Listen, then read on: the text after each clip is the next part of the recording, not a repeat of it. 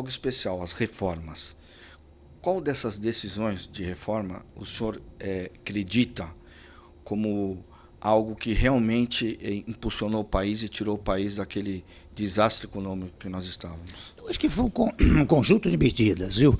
Mas, evidentemente, a reforma trabalhista teve uma repercussão extraordinária, não é? Até porque foi feita, volto a dizer, por um diálogo intenso com a sociedade, um diálogo com o Congresso Nacional, um diálogo com empregados e com empregadores. Mas isso resolveu muito. Você sabe que, quando nós produzimos a reforma trabalhista, o número de reclamações trabalhistas, né, caiu em mais da metade. Não é verdade? Isso tudo deu uma certa tranquilidade para o empresariado e tornou mais sérias, digamos, as reclamações trabalhistas, porque muitas vezes o sujeito ia pleitear um direito qualquer, ele sabia que tinha direito a 100 mil, mas pleiteava 600 mil. Isso estabilizava o país, né? Ou seja, deu uma certa seriedade. E também o fato de nós produzirmos o começo da reforma da Previdência também deu credibilidade de natureza fiscal. O fato, até me permita contar, você sabe que ao longo do tempo eu acabei fazendo uma reforma administrativa silenciosa. Eu constatei ao longo do tempo que havia 60.953 cargos que poderiam ser eliminados por decreto, porque ou estavam desocupados ou há se desocuparem. E quando estão desocupados, você pode eliminá-los por decreto. Isso foi uma reforma administrativa silenciosa, né? Essas coisas todas que foram dando credibilidade ao governo, né? A reforma trabalhista, o senhor tem uma habilidade de articulação que todo mundo sabe, né? O senhor é um mestre em articulação, em composição, em poder entender, inclusive, os adversários, né? Porque na política, claro, hoje a gente perdeu um pouco isso, né? Eu digo que na política, entender os diferentes ajuda você a governar, correto? Claro. A reforma trabalhista foi a mais difícil de articulação, de conversa, eu acho porque os sindicatos envolvidos. Você sabe que, é claro que ela deu trabalho, né? Exigiu muito diálogo, mas a reforma mais complicada era da Previdência. Interessante, a Previdência, num primeiro momento, houve até instantes em que apregoou-se que ela prejudicava os pobres, e era falso, porque na verdade ela acabava pegando aqueles que ganhavam mais, né? Não é?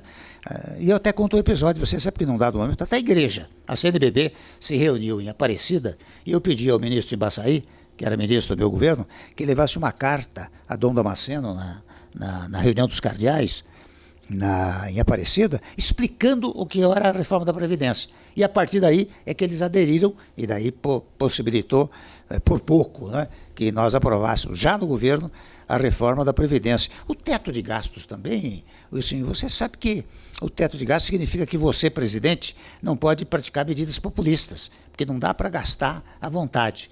E também assim, eu tive neste particular o apoio do Congresso, porque mesmo os congressistas, muito legitimamente, né, deputados e senadores, muitas vezes vivem das verbas que são encaminhadas para estados e municípios. Pois eles colaboraram, foram lá, aprovaram o teto de gastos. Foram medidas que foram sendo tomadas, e olha, eu tive em governo 2 anos e meio, né? Simplesmente isso. O senhor chegou na Petrobras, inclusive, a cortar os cargos, né? 60, tem um número que o senhor guarda, né? 60 mil...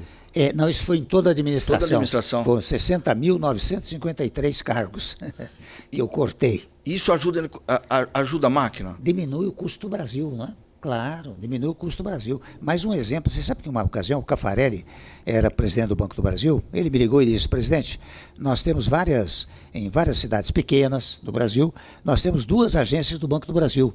Eu pretendo eliminar uma delas, abrir um plano de demissão voluntária e, portanto, diminuir os custos aqui do Banco do Brasil. Eu falei, pode fazer. Fez e realmente deu o resultado. São coisas aparentemente mínimas, mas de grande significação político-administrativa, né? Alguma dessas reformas o senhor teria feito diferente? Teto, mudado alguma coisa?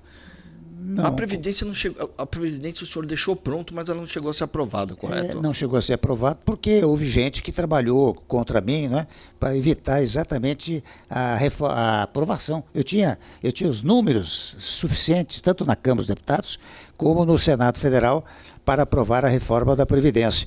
Mas houve alguns eventos desagradáveis, patrocinados por pessoas que queriam me derrubar do governo, né, que impediram que naquele momento se votasse. Mas eu deixei pronta. Tão pronta estava que tão logo assumiu o governo Bolsonaro, né, logo em seguida eles aprovaram a reforma reforma da Previdência, que já estava, volto a dizer, pronta no meu governo.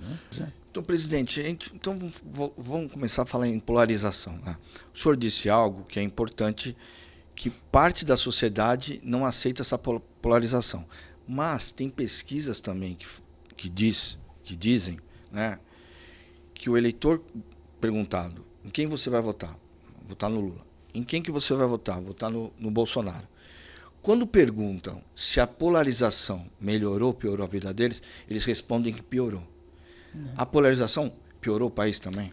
Não a polarização de ideias, a polarização de programas, de conceitos. Isso é fundamental na democracia, porque a democracia exige que haja divergência. E isso sempre existiu. Isso sempre existiu e é útil. O que é uma radicalização.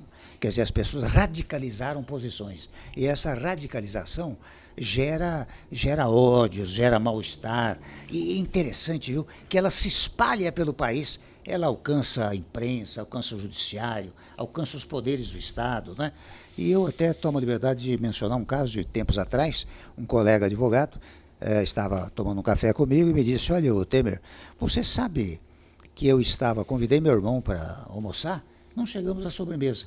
Porque ele tem uma posição política, eu tenho outra, ele foi embora antes. Estou dando um exemplo lá de terrorem, né? Quer dizer, uma coisa dentro da família. Isso acontece entre brasileiros nos dias atuais, não é? Agressões até de natureza física, não é verdade? E acho que isso é que era preciso. Para o meu paladar, eu fiz 2 anos e meio só, né? Mas para o meu paladar, nos dias atuais eu faria uma espécie de pacto republicano. Se eu não sou candidato, evidentemente, mas se eu pudesse dar um palpite... Não. Certeza que não é candidato? Não sou. Não é candidato a presidente, não é candidato a nenhum outro cargo? Nada, já fiz o que tinha que fazer ao longo da vida, né?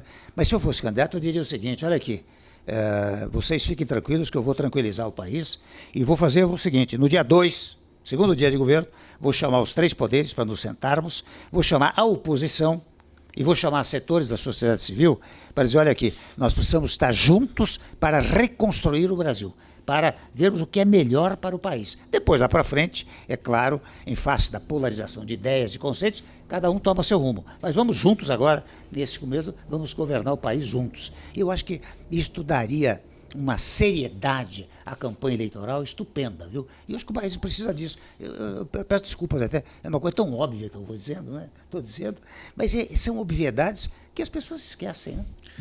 Mas, presidente, eu conheço o senhor, tenho uma boa relação. Eu sei que no escritório do senhor tem um famoso telefone vermelho, né?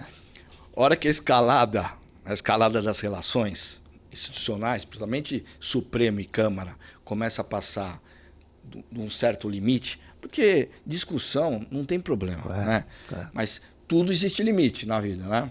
Aí o telefone vermelho do senhor toca.